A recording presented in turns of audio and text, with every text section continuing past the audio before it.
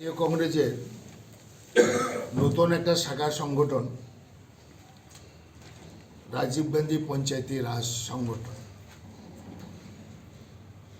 এবং এটা প্রায় 7 বছর আগে এই নতুন সংস্থাটি AICC president Shrimati Sonia Gandhi announce করেছিলেন, এবং দেশের সবকটি রাজ্যে এটার শাখা সংগঠন গঠন হয়েছে অনেক আগে।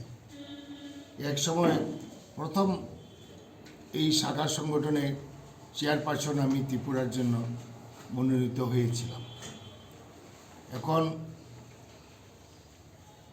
নবমনোনীত ত্রিপুরা প্রদেশ রাজীব গান্ধী পঞ্চায়েতি রাজ সংগঠনের চেয়ারপারসন হয়েছে অভিজিৎ সরকার, এবং অভিজিৎ সরকার তার ডিস্ট্রিক্ট এবং স্টেট লেভেলের কমিটি গঠন করেছেন।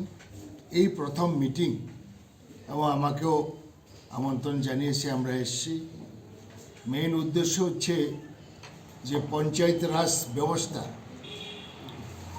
ভারতবর্ষের বিভিন্ন রাজ্যে বিভিন্ন আইনে ছিল। এটাকে রাজীব গান্ধী ভারতের পার্লামেন্টে আইন করে একই আইনে সারা দেশে পঞ্চায়েতি ব্যবস্থা কায়েম হয়েছে, 30স্তর পঞ্চায়েত ব্যবস্থা।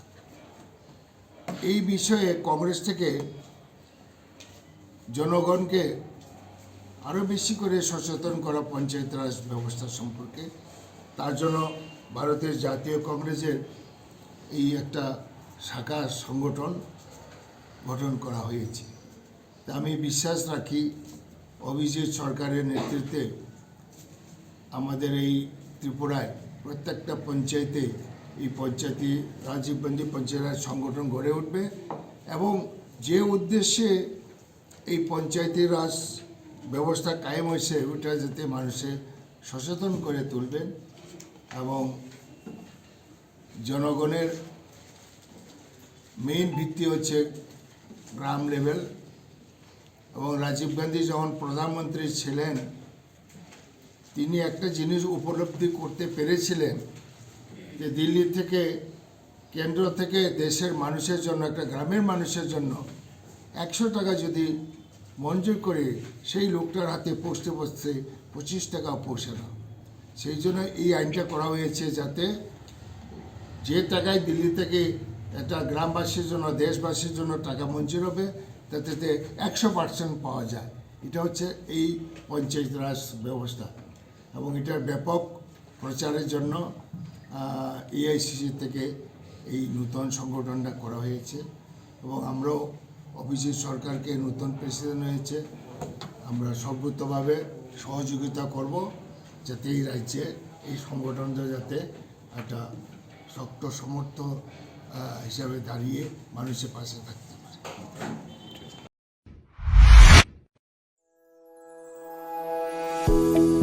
সেবাব্রত নার্সিং হোম আপনাদের জন্য নিয়ে এসেছে উন্নত মানের চিকিৎসা পরিষেবা। আমাদের 30 বেডেড নার্সিং হোম রয়েছে 7x24 ইমার্জেন্সি ও ফার্মাসি পরিষেবা। থাকবে বিভিন্ন ধরনের ডিপার্টমেন্টের পরিষেবা: urology, gastroenterology, gynaecology, orthopaedics, paediatrics, general medicine, cancer surgery, general surgery ইত্যাদি। সকল ধরনের উন্নত মানের রক্ত পরীক্ষার সুযোগ থাকছে। তাছাড়া থাকবে অত্যাধুনিক মানের এবং উন্নত মানের পরীক্ষার সুবিধা, যেমন advance CT scan, advance quality X-ray, ultrasonography. রয়েছে ল্যাপ্রোস্কোপি এবং কমপ্লিকেটেড সার্জারি এর সুবিধা। তাছাড়া থাকছে এন্ডোস্কোপি, কলোনোস্কোপি, ইআরসিপি, ডায়ালিসিস ও আইসিইউ পরিষেবা।